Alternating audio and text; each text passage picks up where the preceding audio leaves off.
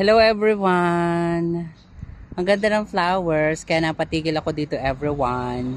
Super red ang bonggang-bongga everyone. So nakikita nyo naman 'di ba? Napakabongga ng ating mga flowers dito sa Jerusalem.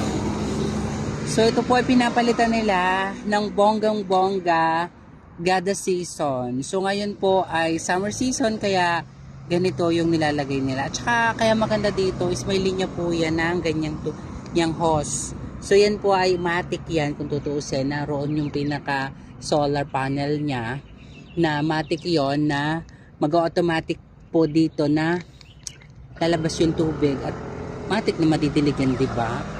Diba? Sana all matic na may dilig ng bonggang-bongga everyone dito sa ating mga red flowers ng bonggang-bongga. O kung nakikita nyo naman, diba?